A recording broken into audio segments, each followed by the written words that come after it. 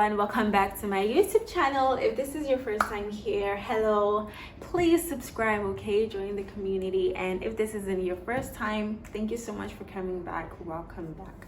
So for this tutorial, we're going to be making a waterfall jacket in less than 10 minutes. I mean, this style is so easy and so beautiful. So yeah, let us get right into it. So what you're gonna need for this dress, to make this dress, is of course your fabric. So I would advise that you get thick fabric and thick and flowy fabric because of the nature of the dress. You might want something like that so that it will flow and it will look nice and it will look full. So that is it for, and 2 yards is what is required. You don't need more than that because it's going to be cut in a circle form, and you see later on in the video. But yes, so just 2 yards for the fabric. Then we're going to need our tape rule, 2 kinds of scissors. This is a regular scissors, and this is the scissors that has these things like this, and you see why we need it in a bit.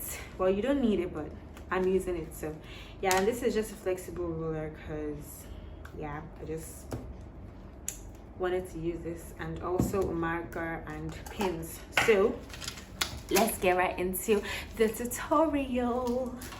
So what we're going to want to do, this is the length, this is the like starting point of the 2 yards. So you're just going to fold that into 2, right? I'm just going to fold that into 2, and then I'm going to do it like this. It into 2 like this, so that you have this one on this side and this on this side. Then after that, you're going to take these 2 points and then fold it again.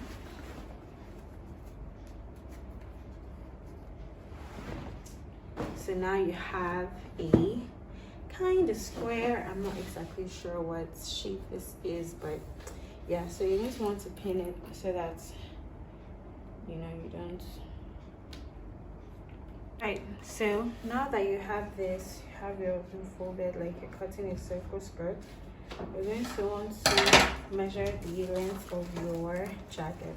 So I want my jacket to be the normal length, and to align with the length of the fabric. Like I want to make sure that I maximize the fabric and I use every part of the fabric. So as this is 35, now I'm going to make 35. But if you come to this side, you'll notice that it is 30 inches. And that is just the way it is because of the nature of the fabric. You know, the fabric is 2 yards, and 2 yards is 72 inches, right? And the length of the dress and the length of the fabric is 60 inches. So that is why there is this, you know, difference between this length and this length. So for me, I still want to make use of the as much. So I still want to make use of as much fabric as I can. So I'm going to measure this one 30 inches, right? And then as I go along, I'm going to be increasing the length. So this is 31, and this is 32, 33, 34, and 35. So that's what I'm going to be doing now. So 35, 10, 34, 33, 32, this is my 32, 31, and that's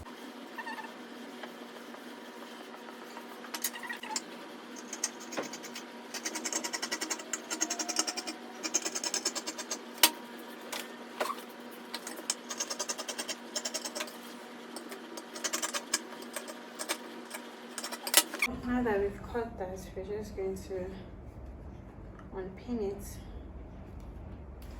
and to open it up like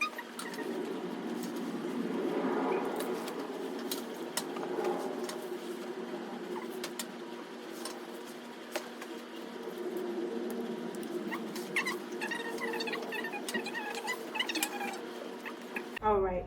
So now that we have this now, all right, so now that we have this, we've opened it up into the circle and half circle.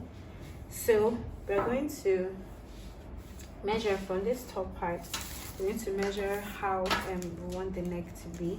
So for most people, you can, like, if you don't want the neck to fall as much, you can just use maybe 10 inches, 12 inches. But if you want the neck to fall, you know, really low, then you could use 18 inches.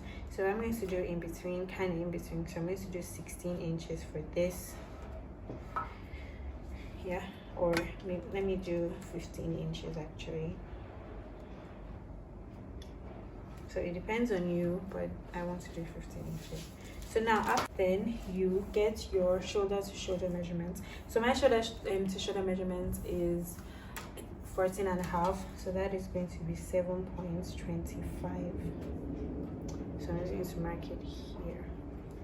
So from that point, you're going to measure your armhole. So because of the nature of this dress, if you want to measure your armhole, it is advisable for you to go down your armhole by 2 inches, because of the way the dress is. If you cut your regular armhole, is going to be too wide because of the nature of the dress and because of the way the dress falls and everything. So it's always advisable for you to remove 2 inches from your 2 or 3 inches from your armhole measurement.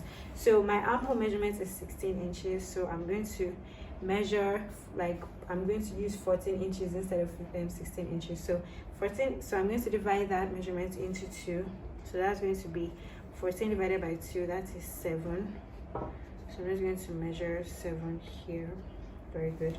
So I'm going to measure the 7.25 here again, so that I get the accurate line I'm supposed to draw. Then after that, I just draw it like this.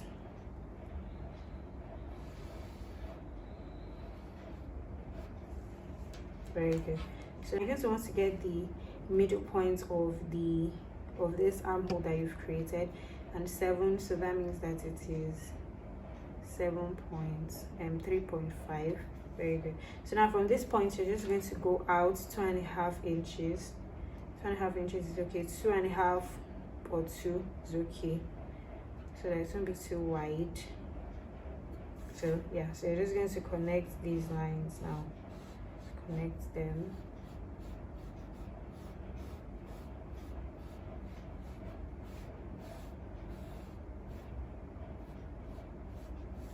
Okay, so once you've connected them, you're just going to cut it out like so. Cut this thing out, the circle that I've already created. So this is how it's going to be. This is what it's going to be like. So you can either use bias to do this part, or you could just take it to the tailor's shop, a tailor shop that has an industrial machine. They will just help you to weave it and make it neat and nice.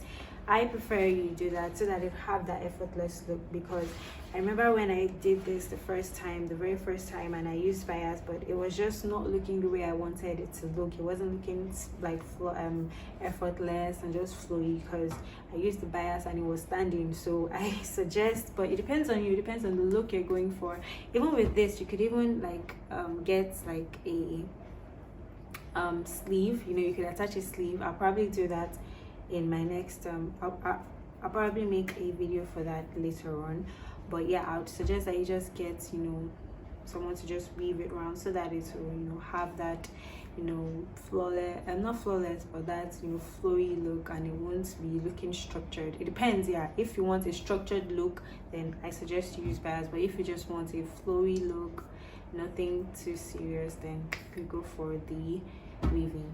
So that is it. So thank you so much for watching.